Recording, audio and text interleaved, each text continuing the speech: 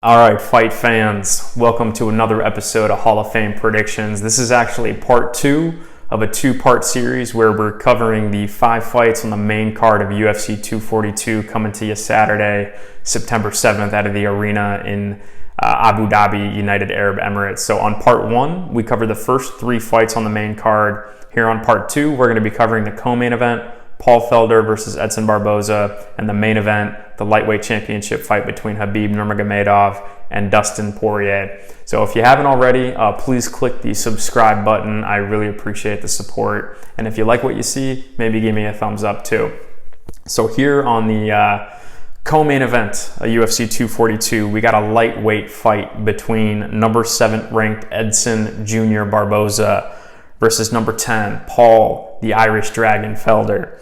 Betting odds for this fight. So Edson Barboza is a minus 185 favorite. And this is actually a rematch of a 2015 bout between these two fighters where Edson Barboza won via unanimous decision. And I think going into the fight on September 7th, this might have fight of the night written all over it. I think this is going to be an excellent fight between these two veterans of the sport.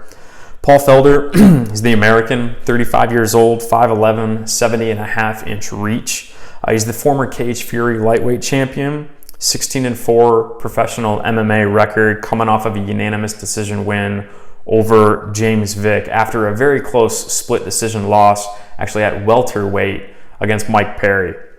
So he's a very talented black belt in Taekwondo. Paul Felder actually competed for the Junior Olympics in Taekwondo, and he's a black belt in karate as well, and a purple belt in Brazilian Jiu-Jitsu. Edson Barboza, the Brazilian, he's 33 years old, 5'11", with a 75-inch reach, actually a very long reach here in the lightweight division, 4.5-inch reach advantage in this fight. Got a 20-7 professional MMA record coming off of a brutal knockout loss to Justin Gaethje. The fight prior to that, he had a pretty impressive KO victory over Dan the Hangman Hooker. But his 2 previous fights before that were just really brutal wars with Kevin Lee and Khabib Nurmagomedov. I shouldn't even really say a war. They were very one-sided. So Edson's been on a pretty rough stretch lately outside of the Dan Hooker fight. 3 out of his last 4 fights, he's just taken absolutely a beating. But, you know, he's got an interesting fight here coming up on September 7th against Paul Felder. So be interesting to see if Edson's able to bounce back from that Justin Gaethje loss. Black belt in Taekwondo, black belt in Muay Thai, and a brown belt in Brazilian Jiu-Jitsu. Edson is. So when it comes to striking, Paul Felder is no joke.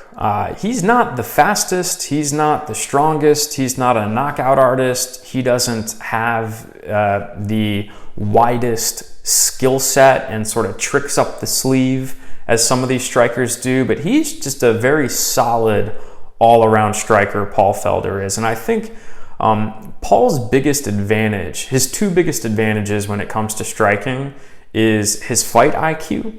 I mean, Paul Felder being an analyst for the UFC, we know how smart this guy is and how he's able to analyze fights and break them down in real time as they're happening. And so he's able to do that really well inside the octagon himself too, not just viewing from a distance, but actually executing inside the octagon. And the second thing he's really good at when it comes to striking is his toughness. He's solid all around, and it seems like the longer the fight goes, the better he looks. He tends to start slow and take the first round, or at least the first few minutes of the first round, to really understand distance and reach and size his opponents up. And then he really starts to put it on. And he looks better as the fight sort of lasts longer. He's able to inflict some more damage on the opponents. And the longer the fight goes, the better he understands them and the more he's able to execute his game plan. So Edson Barboza, though, undoubtedly a terrific striker, mostly known for his ferocious kicking game. He scored the first wheelhouse knockout kick in UFC history, and Edson Barboza is the only fighter in UFC history to win multiple fights via leg kicks. So He's got the third most knockdowns in UFC lightweight history at 10, and he's got the sixth most significant strikes landed in UFC lightweight history. And that's a testament to both him being a veteran of the game and having a lot of fights under his belt, as well as his striking ability while he's inside the octagon. So, Edson, though, what kind of scares me about him, especially later on in his career, now that he's 33 and he's been in these wars, is that he lands 4 significant strikes per minute, but he absorbs 4.2 significant strikes per minute. So he actually absorbs more punishment than he delivers. So his defense is just not that great. His pathway to victory in this fight, though, I think is sticking to his bread and butter, which are his kicks. He absolutely needs to take Paul Felder's legs out from underneath him. And I believe that Edson, he usually does a good job winning the first rounds with those leg kicks, but I think if he's able to take Paul Felder's legs out in the first round, then he doesn't have to worry about taking that consecutive damage in the second round and the third round. Can sort of neutralize the threat early on. So Paul Felder's output is slightly lower, but his defense is much better than Edson Barboza's, and I think Paul's pathway to victory here is in the second and third round. I mentioned Paul starts slow, but he really turns it on in the later rounds when he understands his opponents, and I think if he's able to check a few leg kicks early on in the first round and neutralize that threat and not get his legs taken out from underneath him, then I think Paul's pathway to victory here is to win the second round and win the third round in this fight. So I give Edson the striking advantage in the first round and a half of this fight. But if Paul Felder is able to minimize the damage, I give Paul Felder actually the striking advantage in the second half of this fight. When it comes to grappling, neither of these guys are really grapplers. Neither have a background in wrestling. Neither of them are black belts in Brazilian Jiu-Jitsu. But I give Edson Barboza the grappling advantage in this fight for a few reasons. So Edson Barboza currently has the 8th best takedown defense in the lightweight division at just over 80%. He also lands slightly more takedowns per 15 minutes than Paul Felder does. And he's also a brown belt in Brazilian Jiu-Jitsu versus Paul, who's a purple belt. And so I just think Edson Barboza is slightly better at all aspects of grappling than Paul Felder. And so I really do think that this is going to be a 15-minute kickboxing match. I don't think this fight's going to spend too much time standing unless one of them gets hurt and makes it a priority to take this fight down to the ground. So my prediction, we have seen Edson Barboza in some wars the past few years, and although he's still got some life in him, he's 33 years old, his body has just taken an absolute beating. And so I know some of you all, a lot of people are probably starting to question his durability. And I think Paul has a real shot at winning the second and third round in this fight. But when I take a look at their skill sets, I just think Edson Barboza is slightly better everywhere. So I think this is going to be a 15-minute war. I'm really looking forward to this fight. I think both guys are bloody at the end of the 15 minutes, and I think Edson Barboza gets the job done via a close split decision. Now for our main event of the evening for the UFC Lightweight Championship, we've got the champion Khabib the Eagle Nurmagomedov versus the interim champion Dustin the Diamond Poirier. Betting odds for this fight, Habib is a minus 380 favorite, and I've actually seen that higher elsewhere. I'm looking at Bovada. I've seen it as high as 400, minus 410. Habib's a very big favorite in this fight. True clash of styles. You've got the grappler versus the striker. A little bit of background about these guys. Khabib Nurmagomedov, born and raised in the mountains in Dagestan, in his father's gym. He started wrestling when he was 8 years old, and quickly graduated wrestling humans at 8 years old to wrestling bears at 9 years old. Started competing in judo when he was 15 and started competing in combat sambo when he was 17. He's a 2-time combat sambo world champion and holds the longest undefeated streak in MMA today at 27-0. So 30 years old, 5'10", with a 70-inch reach. That's the champion. Dustin Poirier, though, 30 years old, from Lafayette, Louisiana. Interim UFC lightweight champion, 5'9", 72-inch reach, 25-5 career professional MMA record. He's coming off of 5 wins in a row and a no contest that he was winning. But the record states 5 wins in a row for Dustin Poirier.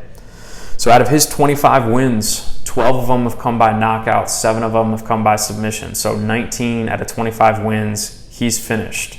This guy is a finisher. He's a killer. And he's looking to make a miracle happen on Saturday night. So let's take a look at striking, though. Clear discrepancy here when it comes to striking, and equally for grappling, which I'll touch on in a second. But Dustin, the diamond here, second highest striking rate in UFC lightweight history at 7.11 significant strikes landed per minute. Fourth highest strike differential in UFC lightweight history at 91.6% at distance or in the clinch. He's got the third most knockouts in UFC lightweight history at 6, and he is 10th on the all-time list for significant strikes landed in any division in UFC history. So he is just a masterful boxer. Throws good kicks as well, but a masterful boxer who continues, it seems like, to get better and better in each and every fight. Habib, though, statistically, he's got the highest strike differential in UFC lightweight history, but that's because, just about all of his fights, he's on top of you on the ground, and so he's not going to be getting hit too much. He's going to be doing most of the ground and pound and not receiving many significant strikes. So that's really the reason why he's at the top of the list when it comes to striking differential. Other than that, though, on the feet, although he's improved, Habib's striking is very rudimentary. Both his offense and his defense is somewhat elementary. He's got gaping holes in both offense and defense that Dustin Poirier can expose. And I think he will expose a little bit on Saturday night. So Dustin's pathway to victory, keep it standing. Keep it at distance. I think in the first round, it's absolutely critical for Dustin Poirier to chop as hard as he can and as often as he can at Habib's legs and take his legs out from under him. That's dangerous, though, because, when you're kicking against a wrestler, it leaves you wide open for takedowns. He can grab legs, grab it for a single. As you're kicking, he can shoot in for a double. Kicking against a wrestler isn't the best game plan, but I do think it's important that Dustin Poirier tries to take Habib's legs out from under him a little bit. Slow those takedowns down. Slow his setups down. Keep it at distance. Stuff a takedown. Hurt him. Cut him. Stuff another takedown. Hurt him again. Make Habib taste his own blood, which I don't know if Habib has ever tasted his own blood before in a fight. He probably has, but I can't recall the fight. So Dustin, man, he's been spending 10 weeks training wrestling. I know his camp has been brutal,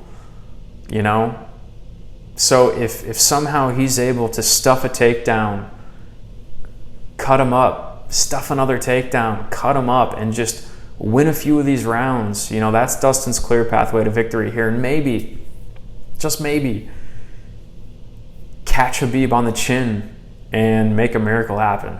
So clear striking advantage for Dustin Poirier in this fight, and that's his clear pathway to victory. When it comes to grappling, though, oh boy, Habib is likely the best grappler we've ever seen in the UFC. He's certainly the best grappler I've ever seen in the lightweight division, but he is probably the best grappler we've ever seen in the UFC or in MMA in general, not just the UFC. When he gets a hold of you, he just does not let go. He's set the all-time UFC record for takedowns in a single fight, 21 against Abel Trujillo, which was a 3-round fight, by the way. He's landed the third most takedowns in UFC lightweight history at 50. Habib has the strongest hips I've ever seen. And when he gets that Dagestani handcuff on you, he's not letting go and you're not getting up. I mean, he puts you in positions where you just, you can't move, and he grounds and pounds and beats your face in, and he starts talking dirty to you, and it gets really intimidating. Yeah, Habib, probably the best grappler we've ever seen. You know, he wraps your legs up, sits on your knees, sits on your ankles, Dagestani handcuff, can't get up, beats your face in with the other hand. It's really frightening what he's able to do to guys on the ground. And as I mentioned, Dustin, you know, he's had decent takedown defense in the past. He's not a wrestler, all right? He's not a grappler, but he does have very good Brazilian Jiu-Jitsu. I think, I apologize, guys, but he's either a brown or a black belt in Brazilian Jiu-Jitsu. Off the top of my head, I can't recall which one it is, but he's got very good Jiu-Jitsu skills. So he doesn't want to spend time down there, but it is familiar territory for him.